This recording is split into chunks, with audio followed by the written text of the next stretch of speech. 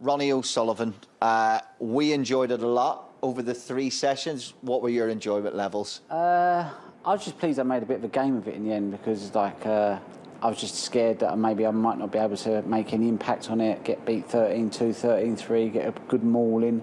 But the way Mark was queuing and that, I wouldn't have been surprised. But on the practice table this morning, I thought I've got to try and find something that allowed me to score, because I wasn't queuing well. So I thought, well, you know, anything over where the white was 3 feet from the next ball, I was like, whoa, you know, I mean, the table looks about 40 foot long. I was thinking, that ain't going in. I mean, even one of the long ones I got was a fluke. It flicked off of another red. But in the balls, I was able to kind of manufacture stuff, and it's a bit like a golfer that can't find the fairway, but around the greens he can get it, like Seve, I suppose. I played snooker like Seve Ballesteros today. It was actually, you know, peaks. It was real peaks and troughs. You talk about that one where it clipped off the red. You not see that many times in your life. Oh, mate. It corrected it one day. Oh, I just need a cue action. I think if someone can give me a cue action, I'll be over the moon, because my cue action is the world's worst. If I could go and buy Neil Robertson's cue action, I'd fancy winning tournaments, you know what I mean? But when it was good, it was sublime. Frame 15's the one I'd pull out straight away. Just filthy shots. You were taking 3 seconds to play long blacks into the green pocket. Okay. And it was just, there were times, I think what you're saying is actually right, you know, about the semi-retirement, not as much match fitness, if you like. So it comes and goes, but when it clicks, you must feel it out there when that table actually shrinks to 6 feet. Yeah, absolutely. And there was times this afternoon where I thought, oh, hold on, you know, this feels okay, you know, as long as I'm scoring that, and your persona is that you're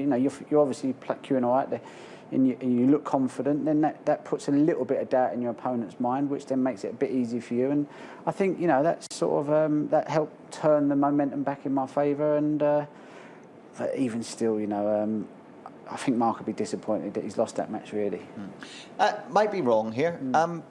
Was your chalk changing shape? Yeah, because I was getting bouncy, so I went to that Tayum chalk, because I think it's better for not getting bounces on the cushion. And then I miscued twice, and then in the end, on a screwback shot, I'm like thinking I was going to chip this off the table, do you know what I mean? Like a pitching wedge shot. So I was like, no, I had to go back to my green stuff, just to my green stuff. That don't sound good, does it? The green chalk, because it had, you know, I didn't think I was going to miss cue. So yeah, that was always stick to the green stuff. Yeah, absolutely. Stay off the white stuff. Was the worst moment going 7-2 behind, a frame you should have won? Was that, because I think that the mental resilience to go from 7-2 to come out all even at 8-all was sublime. Yeah, I think I actually played a good first frame, and I felt like I was queuing okay. So at 7-2, I thought, yeah, it ain't the greatest to start, but as long as I can put a little bit of doubt in my opponent's mind, then, you know, I can reel 3 or 4 frames off, and you still got to get to 13. There was a long way to go.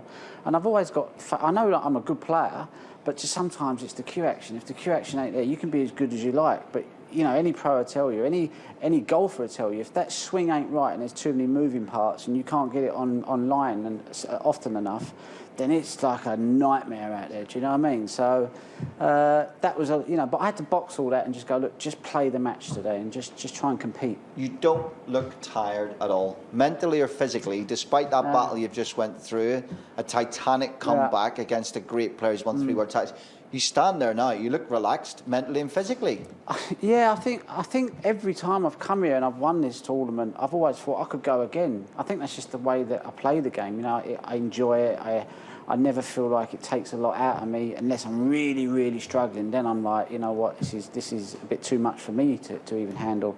But yeah, no, I feel fresh as a daisy. You know, I'm enjoying it. And I think maybe, you know, just with being able to just walk from the hotel to the venue and no one not trying to like play hide and seek from the fans, and that has made it a bit more easier, more relaxed, and I think the players have enjoyed it more.